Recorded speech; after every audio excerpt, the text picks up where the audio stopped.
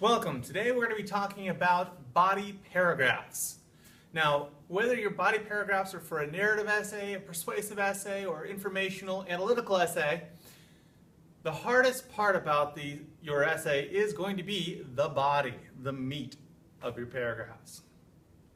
So, just in case you don't know, where are body paragraphs in your essay? Let's take a quick look. So, imagine that these are the paragraphs of a typical essay that you're writing for school. Your general essay has all these paragraphs in it, usually starting with an intro paragraph. Make sure you watch that video on intros. Several body paragraphs, whether it's 2, 3, 4, 5, or more. And usually the last paragraph in your essay is called a conclusion, which is also a separate video. So the thing you need to know is that the body paragraphs, they come in the middle of the essay, and it's really the heart of your essay. It's where you're going to be raising up the important points that you're trying to talk about and giving specific proof or examples. You'll notice that there's little circles and arrows in between. Those things are going to be transitions in transitional phrases, which we'll talk about in a few minutes. But now that you know where the body paragraphs are, let's take a look at one of these body paragraphs specifically.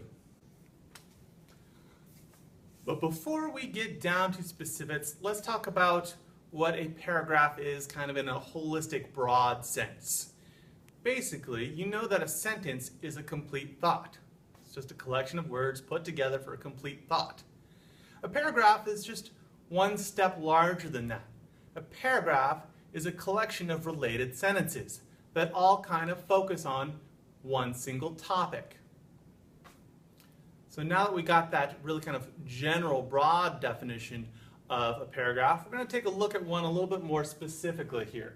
But before I go into detail, I want to make sure that you know that this is not the structure of every paragraph that you will ever read, but this is the most basic kind of structure that you will see in paragraphs that deal with persuasive writing, informational writing, or analytic writing.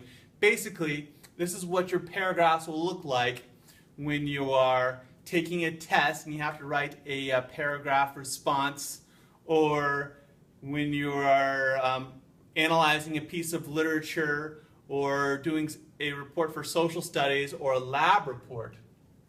They're going to want the most basic kind of structure for a body paragraph. We'll talk about a narrative paragraph later, because a narrative paragraph actually breaks a lot of these rules and can play with these rules that we're going to talk about here.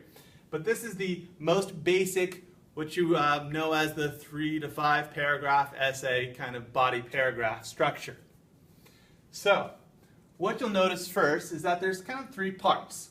There's the topic sentence, the middle, and the conclusion sentence. Basically, the topic sentence is often one sentence that says what the idea of that paragraph is about, what the topic of it is. You know, they're a collection of sentences.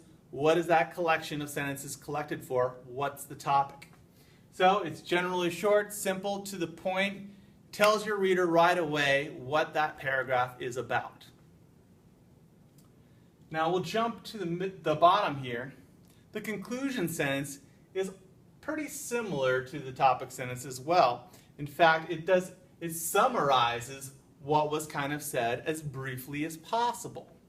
So this kind of previews what's going to be in the paragraph, and this kind of summarizes and recaps what's in the paragraph. So what goes in the paragraph? Now, there's no number of sentences it has to be.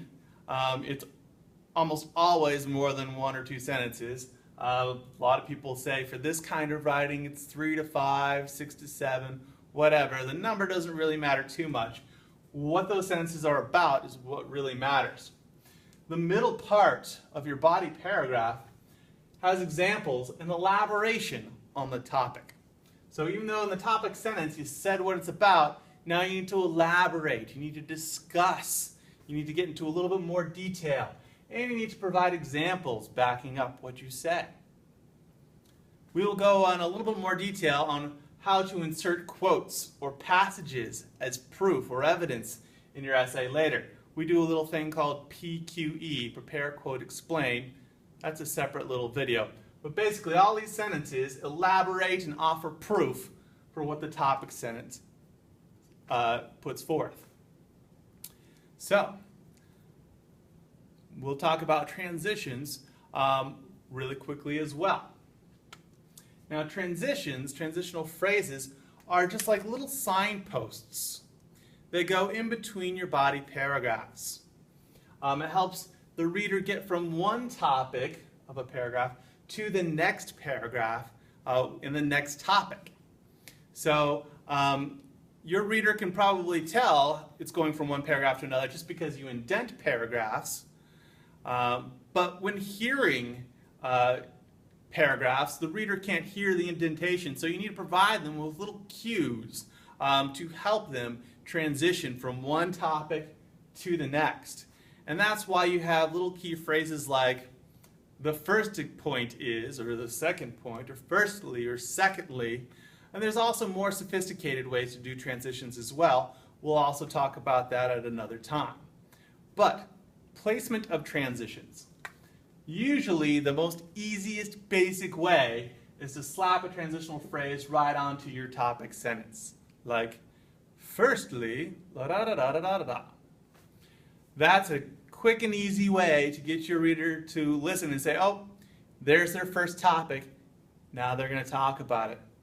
However, the transitional phrase doesn't have to go always at the beginning of body paragraphs. Transitional phrases can be worked into the concluding sentence. You can blend you can preview the topic of one paragraph while closing out the topic of the other. A little bit more sophisticated, we'll go through a couple examples in class to kind of help you grasp that concept. So again, transitions, they're either at the beginning or at the ends of the body paragraphs. These little brown things, they need to be some way to transition from one topic to the next. Again, most people take the easy way out and they usually put their transition at the very beginning of each body paragraph, like firstly, my second point is, or in addition to that last point, this most important point is, blah, blah, blah, or some other kind of phrase to help the reader listen and say, oh, we're moving on from one paragraph to the next. That's what a transitional phrase does. So when you're writing a lab report or a social studies report or analyzing a piece of literature, this really kind of strict structure is going to be pretty important for you to pay attention to. Why, you ask? The answer is pretty lame, I must admit.